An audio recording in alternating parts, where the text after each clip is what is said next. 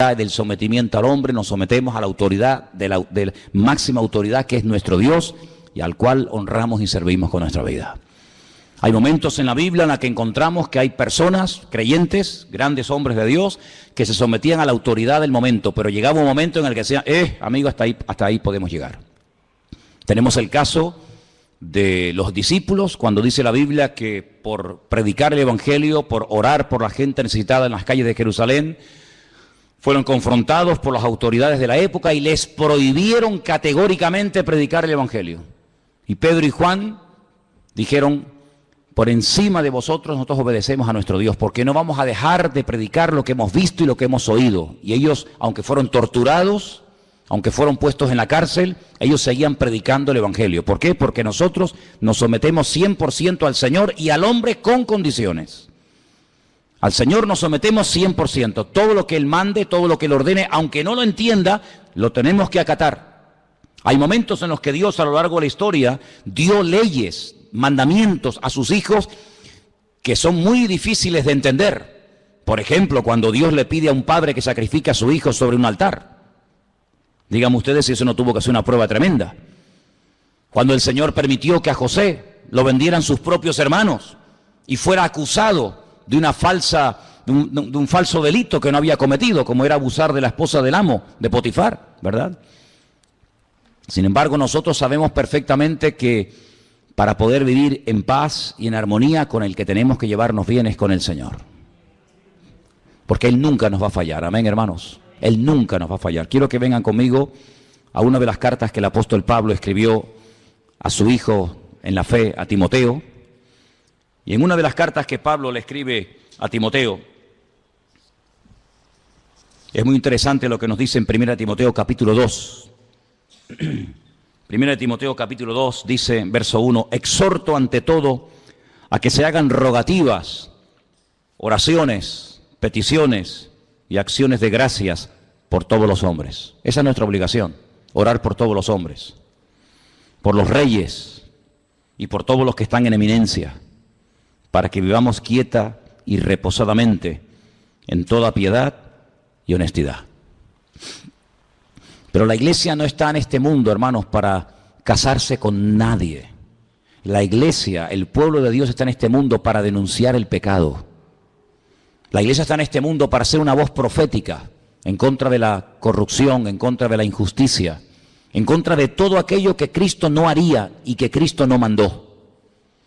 ¿Cuántas veces oímos comentarios de la gente que dice, en este país la justicia es un cachondeo? ¿No habéis oído ese comentario? En este país la justicia no existe. Y es tremendo, ¿no? Es tremendo ver a veces auténticas injusticias en nombre de la falsamente llamada justicia. Pero nosotros no tenemos que derrumbarnos y tenemos que sentirnos, digamos, defraudados. Porque yo siempre he dicho que para no sentirte defraudado lo mejor es no esperar nada de nadie. Y si tú pones una confianza, una fe, una expectativa, una ilusión en proyectos, en ideas, en un programa electoral, o llámalo como quieras, y luego no se cumple por lo que sea, porque no se pudo, porque no se quiso, por lo que fuera, pues mucha gente se lleva tremendas desilusiones. Y por eso muchas veces en los países el nivel de abstención de la gente que tenía que haber votado es enorme. ¿Por qué? Porque la gente está quemada. La gente pasa de todo. Porque saben que muchas veces por ilusionarse con un proyecto político, con una persona, con un grupo, a la larga pues te puedes llevar una desilusión tremenda. Pero nosotros ya hemos aprendido la lección de la historia. Para nosotros esto no es nada nuevo, hermanos. Sabemos en la Biblia que las cosas son tan cambiantes y que en una hora todo puede cambiar y ser completamente diferente. Dice la Biblia que hubo un momento en Canaán, en la tierra de Canaán, donde vivía Jacob con sus hijos, que había hambre, había necesidad. No había trabajo, los animales estaban muriendo de sed, no había comida, no había nada. Y Jacob manda a sus hijos a Egipto. Y todos conocemos, hermanos, que allí en Egipto se encontraba su hijo José. Y todos, para no alargar demasiado la historia, todos sabemos que con el paso del tiempo, toda la familia, casi 70 personas, deciden trasladarse de Canaán a Egipto. Y cuando llegan a Egipto, pues José es una de las personas más importantes del imperio de Egipto. Y el faraón le dice, oye, recibe a tu padre y las mejores tierras, las mejores posesiones, dáselas. Y se fue a la tierra de José, en la desembocadura del río Nilo. Y allí pues ellos llevaron una vida de maravilla. Pero dice la Biblia que cuando murió ese faraón, todo cambió. Aquello que empezó tan bonito, aquello que empezó siendo algo tan maravilloso, una puerta abierta de ser pobre gente allí en Canaán que no tiene ni para comer, ni agua tenían, y ahora verse como las personas más importantes de Egipto, pero todo cambió. Dice que se levantó otro faraón que fue completamente diferente al anterior faraón y lo fue convirtiendo paulatinamente, poco a poco, en la mano de obra barata, en auténticos esclavos. Y aquello que empezó tan bonito terminó siendo un desastre. Y dice que la aflicción, el llanto, la muerte, la esclavitud se apoderó de aquellos miles y miles de personas que se habían ido reproduciendo y reproduciendo en Egipto. Y bueno, y cada día era peor, y más presión, no salieron a tiempo. Tenían que haber salido antes, pero no supieron discernir los tiempos. Se quedaron demasiado tiempo en Egipto. Tenían que haber ido y salir, pero se quedaron allí. ¿Por qué? Porque se sentían cómodos, había trabajo, había abundancia, había prosperidad. ¿Para qué voy a volver otra vez a Canaán? ¿Para qué? No salieron a tiempo. Y dice la Biblia que de la noche a la mañana se promulga un edicto donde el faraón decreta que todos los niños tienen que morir asesinados, arrojados vivos al río Nilo. Y dice, pero bueno, ¿y a qué viene esto? Ah, amigo, el diablo también tiene sus planes, ¿sabes? El diablo también tiene su agenda, tiene sus proyectos, tiene sus objetivos. Y dice la Biblia que el pueblo comenzó a clamar, el pueblo comenzó a desesperarse porque veían que aquello iba a peor y a peor y a peor. Y todos conocemos, hermanos, que después de 40 años prácticamente de no saber nada de este hombre, de repente el Señor llama a un anciano, porque ya Moisés era un hombre ya muy mayor, y el Señor lo llama, le dice, saca de la esclavitud a mi pueblo. ¿Quién lo diría? ¿Quién lo diría cuando José fue y habló con el faraón, y se presentó ante el faraón, y repartieron aquellas tierras, y se les permitió construir ciudades para que ellos vivieran tranquilos con sus leyes, con sus costumbres, con sus tradiciones, con sus cánticos, con su típica vida, ¿verdad? ¿Quién les iba a decir que aquello se iba a convertir en una auténtica tragedia y dolor? Pero bueno, así son las cosas. Y tuvieron que aprender que poner la confianza, poner la fe en el hombre es lo peor que una persona puede cometer en esta vida. Hemos aprendido de la historia, hermanos, hemos aprendido los cristianos a base de sangre, a base de martirio, a base de muerte. Maldito el hombre que confía en el hombre.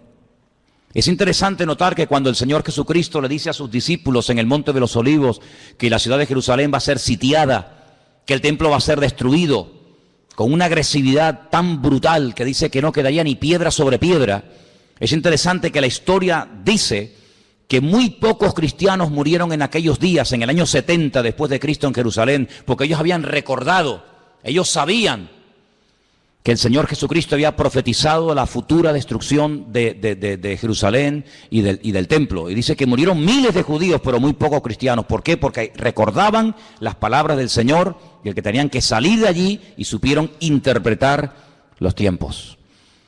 Y nosotros si algo necesitamos hoy en día más que nunca es discernimiento espiritual. Amén.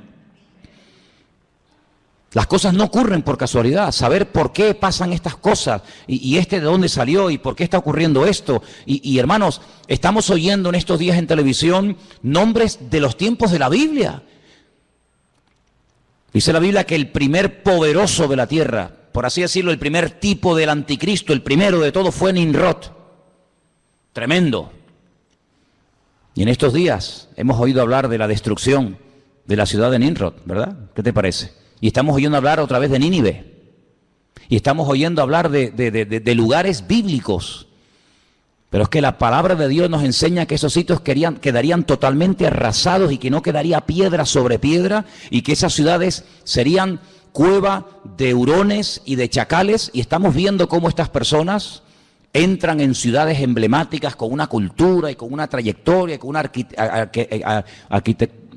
arqueología y etcétera, y vienen y arrasan con todo. Pero eso es casualidad, no. Está escrito en la palabra, hermanos, tenéis que leerlo. Está escrito en la palabra que de esas ciudades no quedaría ni el polvo, ni el recuerdo de esas ciudades. Y estamos viendo cómo se están cumpliendo las palabras del Señor, las profecías de una forma impresionante. Y tenemos que abrir nuestros ojos porque la Biblia dice que el Espíritu estaría hablando a la iglesia continua y permanentemente. Y tenemos que oír lo que dice el Espíritu. Tenemos que saber interpretar lo que está ocurriendo.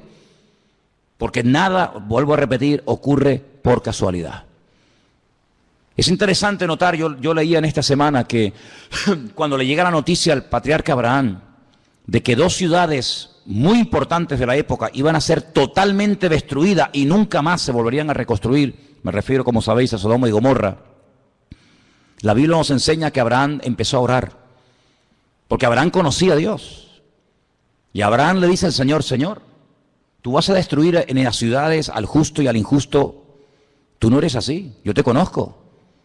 Si en esa ciudad hay 50 justos, tú vas a destruir una ciudad habiendo 50 justos en ella. Y el Señor le dice: si yo encuentro 50 justos en la ciudad, no la destruyo. Luego hay como una protección en una ciudad cuando hay un cierto y determinado número de creyentes. El problema es que no había 50. Pero cuando Abraham ve tan determinado al Señor y le dice: bueno, pero es que a lo mejor no hay 50, pero puede haber 45, y va bajando, y a lo mejor hay 40, y a lo mejor hay 35, y a lo mejor hay 30. Pues la conclusión a la que llegó Abraham es que el Señor podía destruir la ciudad porque en esa ciudad no había una protección, una cobertura que protegiera a la ciudad de la ruina. ¿Y sabéis por qué este país nos ha ido totalmente al garete? Por las oraciones del pueblo de Dios. Porque por eso el Señor dice que somos la sal de la tierra y la luz del mundo. Si no fuera por los creyentes, Venezuela ya no existiría, España ya no existiría, muchas naciones de la tierra donde se han hecho auténticas barbaridades y se siguen haciendo, ya no existirían, serían pasto de las llamas, serían destruidas por un terremoto, ¿sabe Dios por qué? Pero todavía se mantienen en pie por la misericordia del Señor, porque allí están los hijos de Dios, clamando de noche y de día. Y hay momentos en los que Dios confronta a los profetas y le dice: yo no quería destruir Jerusalén, pero es que no encontré a un hombre, dice, no encontré ni a uno que hiciera vallado, no encontré ni a uno orando, y como no encontré a uno, pues la destruí. Hay como una protección, hermanos. Es interesante notar que cuando las tribus de Israel en el desierto reciben la orden de ir a tomar posesión de la tierra de Canaán, la Biblia nos enseña que Moisés